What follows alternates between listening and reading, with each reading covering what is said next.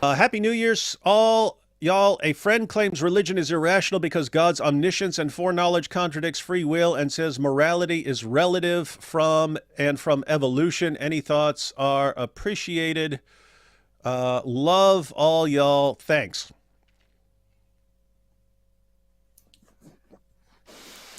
Multiple problems here, so we won't go too deep into the problem of foreknowledge and so on. But if you don't have some divine realm or something like that, then free will would be an illusion.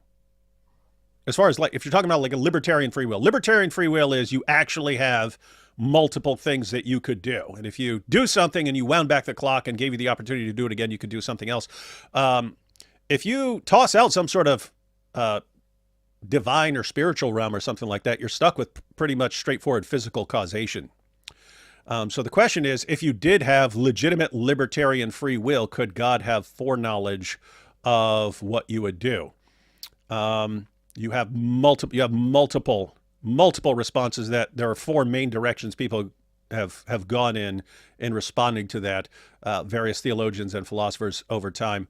We won't go into them now, but if you're actually interested in that, it would take a full show, or at least a long video, to go through the main responses to that sort of thing. But let's see, anything else there? David, can I give a very short answer to that? Sure. Yeah, so basically, if you go to 1 Samuel chapter 23, it's about how David was on the run from Saul because of he wanted to kill David. And while David and his 600 men was on the run, they were getting news that the Philistines attacked in a city called Keilah. Mm-hmm. And hey, just so everyone knows, this is Daniel has obviously done some reading here, because this is one of the examples that's used from the Bible on the issue of foreknowledge or middle knowledge or whatever gets pointed out. But yeah, go ahead. Yeah. So basically, David and 600 men they take the city back from the Philistines, and while they are there, King Saul gets the news that David is in that city. So he's like, "Oh, let's gather the army and let's surround him and siege the city." And then David hears this, and he gets in quite panic mode. So he calls the priest and get this ephod they had back then, and he used that to call on God and say, "Oh Lord God, your servant has heard that Saul is coming here to surrender and seize the city. Will the men of Keilah deliver me into his hands, and will Saul come here?"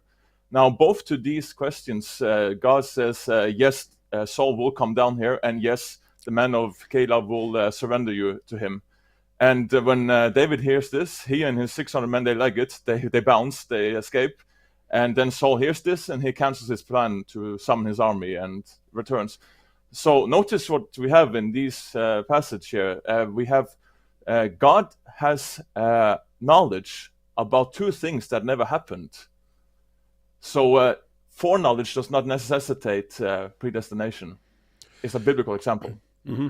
Yeah, and so guys, that is one of the four basic directions people have gone in on this issue. That's the direction of middle knowledge, that God knows what you will do in different situations, and you're still not determined to do those things, because God says here's what he'll do in this situation and so on, and it's something that never even happens. In other words, it's Anyway, you can look up middle knowledge, but there are a lot of different options about this.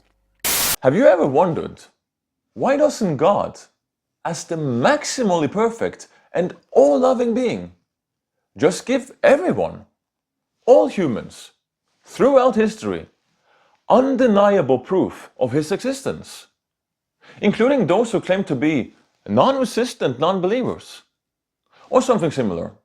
Well, then you should definitely check out my free ebook and audiobook.